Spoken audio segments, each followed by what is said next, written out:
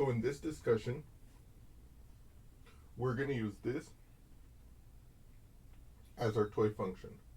Some points from the function are listed in the table, and you can see here that the function takes on intermediate values in such a way that the shape forms this upside down, forms this like kind of like zigzag. Okay, so for example, you can see that indeed the point 0, 0 is there, 1, 1 is there, the point 2, 0, you see, is there, 3, negative 1, so at x value 3, right, we're at negative 1, you see, and at 4, it's at the 0, right, which is basically on the x-axis, and so we see that these are points from this graph which represents f of x. Now, by the way, let me make a point here. I know I've probably told you guys before, but I want to highlight this again. By labeling my x values here outside of the graph, it looks less cluttered. Imagine if I had placed a 0 there, a 1 there, a 2 there, a 3 there, it would make the graph look super cluttered. So sometimes if you want to, you can put your x values off to the side, either below or above, so that your graph can be both as precise as if you had the numbers there, but also more legible. Anyway, that's just a side point. So now what we're going to do here is we're going to ask ourselves, what happens if g of x equals to negative f of x? We remember that a point, right, a point on f of x's graph, let's say, okay, will be of the form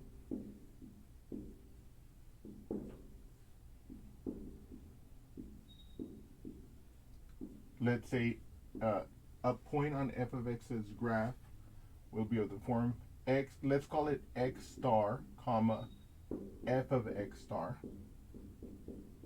for some particular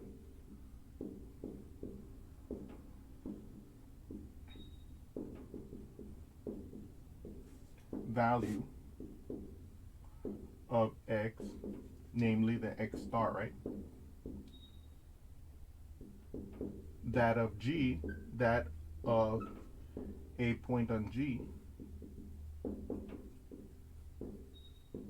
will be, well, it'll be, let me write this down here, x star, comma, g of x star, right? By definition, this is true for any function. But then in this particular case, what is g of x star? It's negative f of x star. So it'll be x star, comma, negative f of x star, okay? So what does that tell us? What that tells us is that if the y-coordinate in the graph of f had been positive, if the y-coordinate at a particular x value, x star in our example point here, if the y-coordinate had been positive, then in the graph of g for that same x value, the graph of g will have a negative y-coordinate. The same absolute value, but it'll be negative. So if the point had been above, it'll be below. Okay, and by the same reasoning, if for a particular x value, x star, the corresponding point, if that point on the graph of f had a negative value, okay, as the y, right, then in the graph of g, that the point with the same x value will have a positive y coordinate, okay? And so in other words, if a point was down here, like this one here, then in the g, it'll be up here. Okay, so now what we're going to do is we're going to graph that using, and of course, if the y coordinate was 0, the opposite of 0 is 0. So the point on the graph of g for any x values that make f of x equal 0 will also have a y coordinate of 0. Okay, okay. So now here, look at this. So we can just draw this kind of offhand like this. Okay.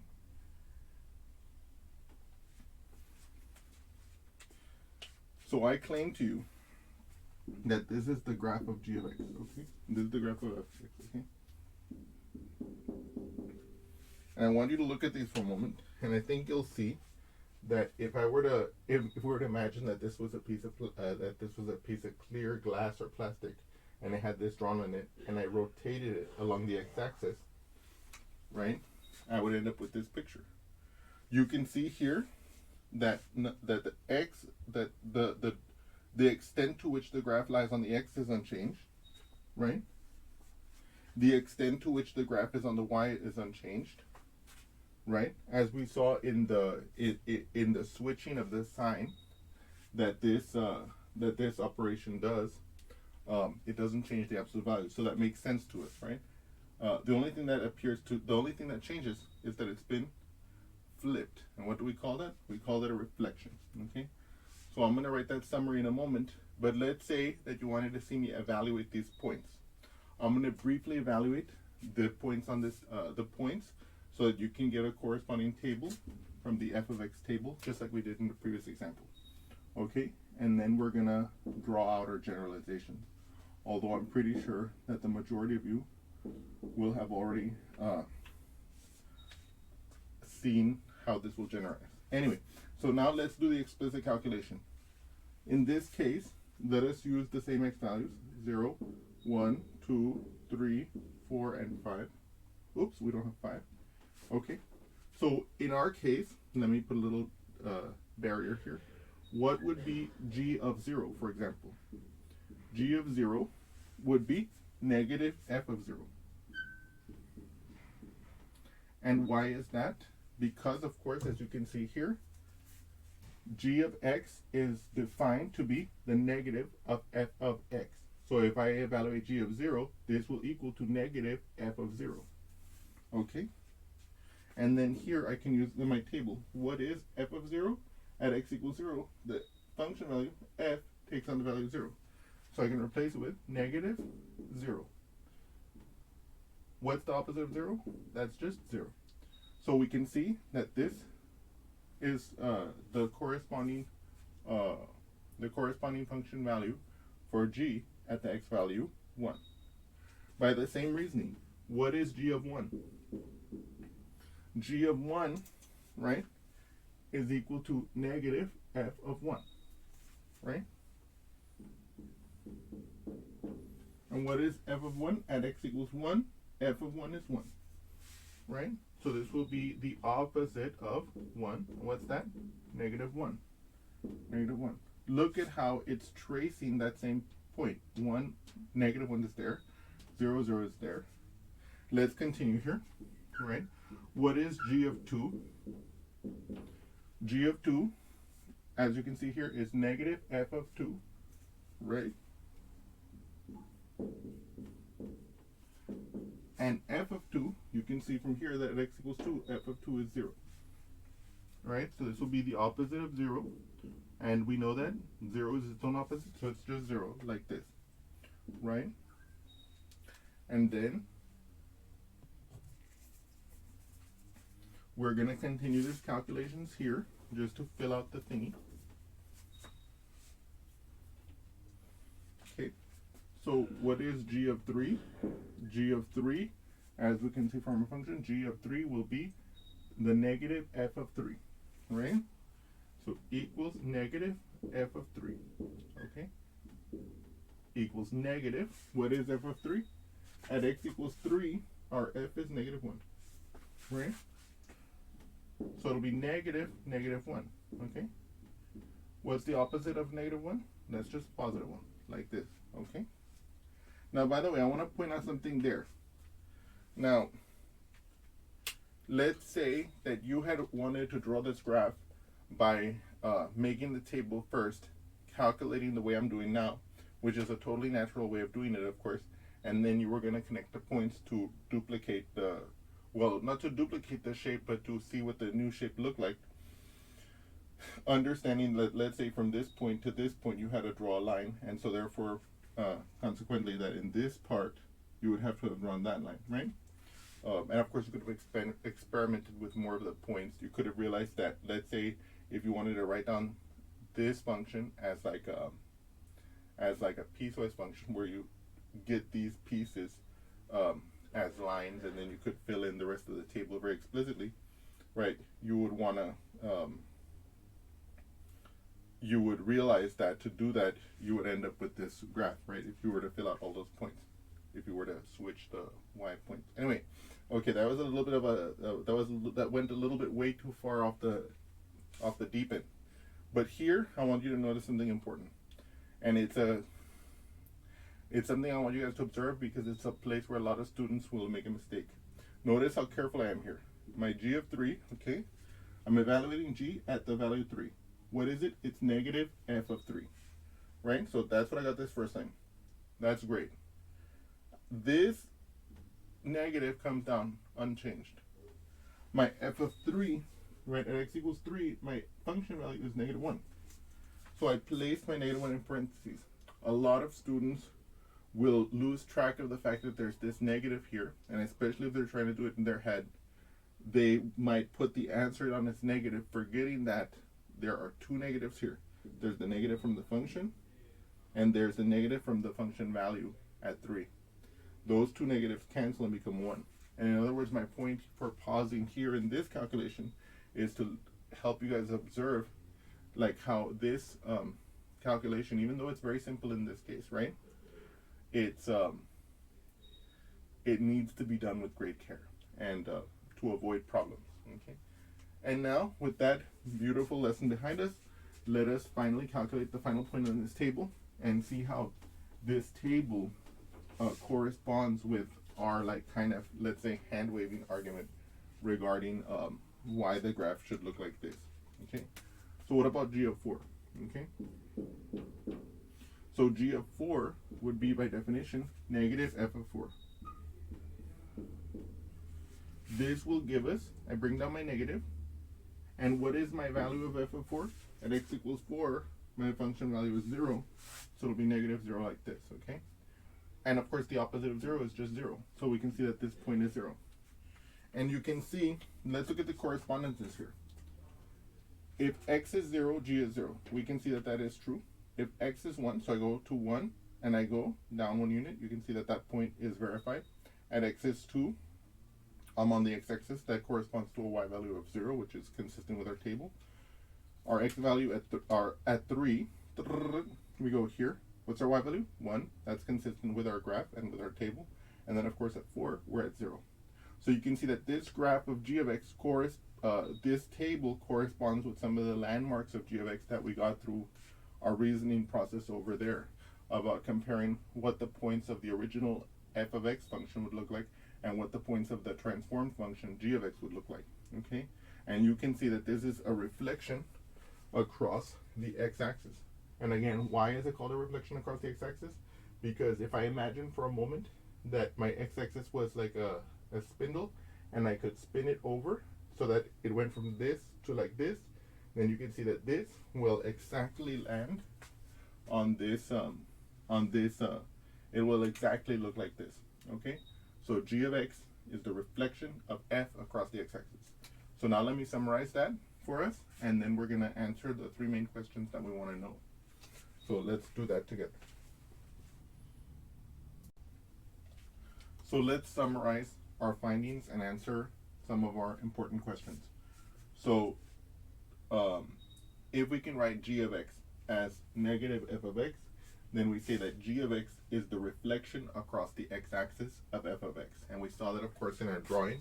Here I have in black, my original function f, and you can see that the g of x, the reflection, has been graphed in blue.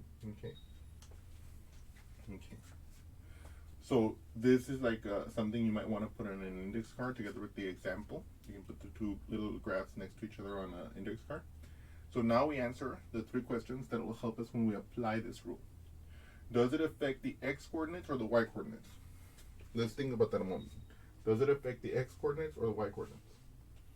Well, if you look at this graph carefully, you can see that the x coordinates are unchanged in this transformation. Whatever the x value of a point was on the original graph of f of x, the x value will not change when we undergo this transformation, but the y value will. Either, unless the y value is 0, either the y value being positive will become negative in the transformation from f to g, or a negative value will be a negative y value will become positive in the transformation from f to g. So we can state that. So we can see that the reflection across the x-axis changes the sign of the y-coordinate, but leaves the x values unchanged. Okay. The next question is, in other words, for example, if we had a table of the f of x functions like this, of some key values, and we applied this transformation, or we wanted to apply this transformation to get the table corresponding to g, we could see from this characterization that the reflection will change these y values by switching their sign. So we would have 0, -1, 0, +1, 0 as the y coordinates for the g table, and the x would be unchanged. So I would copy over the x. Okay. So I want you to get I don't want to go more into detail on that right now, because we're gonna do that together in the examples. But I wanted to show you what I was like, how we're gonna use it, how we're gonna use this fact. Anyway. Now to question number 2. Does it affect the domain? As we saw here, if you just reflect it across the x-axis, all the points, how should I say this? For every x value that has an associated point on the graph of f of x, there will be an associated graph of g of x, with the only difference being that the y has changed.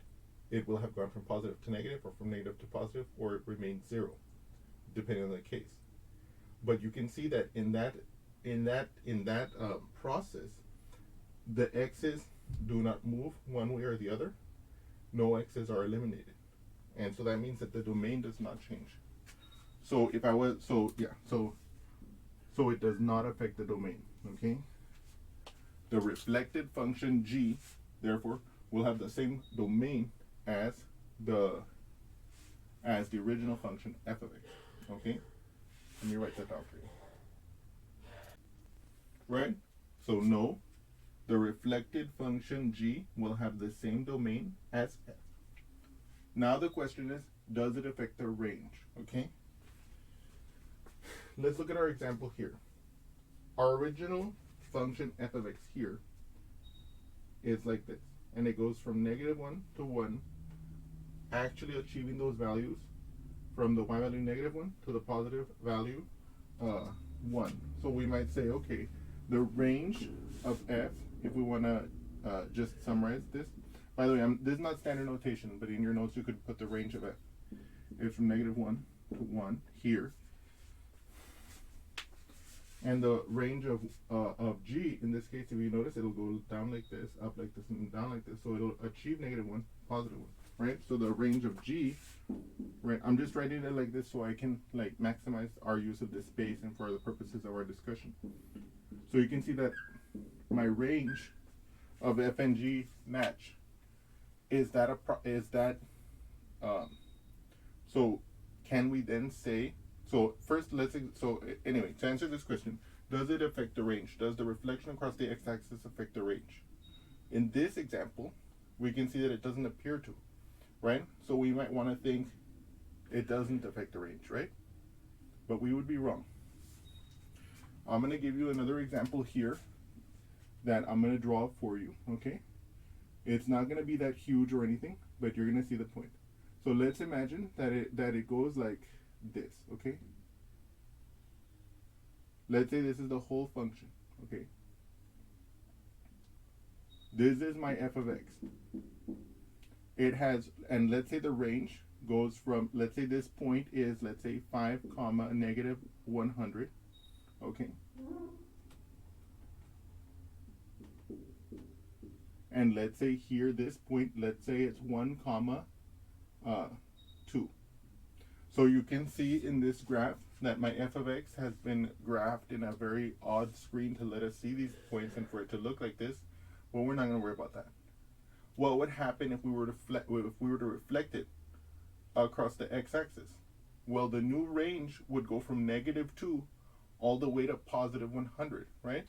So what the range? So in other words, it does affect the range, right?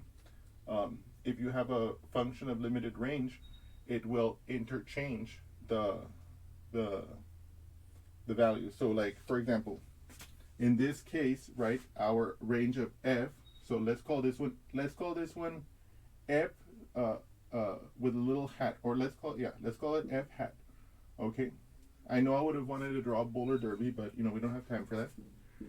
So the range of f hat is equal to -100 to 2, because that's the extent of the y values in this function. We're again assuming that from this drawing that the function is only defined here, and it only has the points that are pictured here. So the range of the g hat, if g is defined as this one is, then it would be -2, 100. Okay. So instead of writing out explicitly a rule for us to follow here, what I want you to see. Wait, let me see. Stand by, please.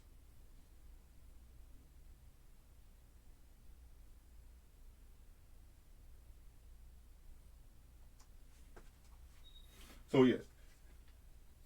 So let's assume that so yes, let me actually write that out for you, but I don't want you to use what I'm gonna do as the way you're gonna do it. Like, I'm gonna write out the explicit formula, but what I want you to think is the natural way we thought about this, about flipping it and figuring out what's gonna happen to the corresponding y values to figure out the range. Okay, but here you can basically see, and because like in the general situation it might be different, right?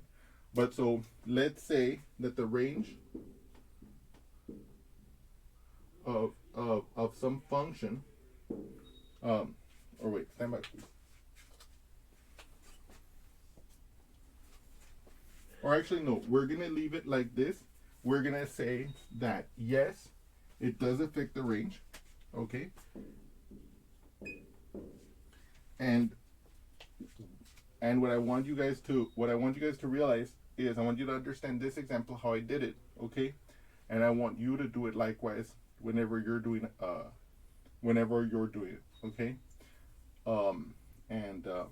Just in other words, what I want you to remember is stick to the basics. What is the reflection across the x-axis doing? It's taking all the points that are below the x-axis and throwing them up, and all the ones above the x-axis throwing them down. All the ones on the x-axis remain, and so that you can then figure out what happened to the y values from the original function to the new function, and you can use that to figure out what the range of the reflected function will be. No need to form an explicit formula. I was all getting sidetracked there because sometimes you want to do an explicit formulation and you realize, no, it's not necessary. Okay? In any case, I hope you've enjoyed this, and I look forward to seeing you again soon. Thank you so much.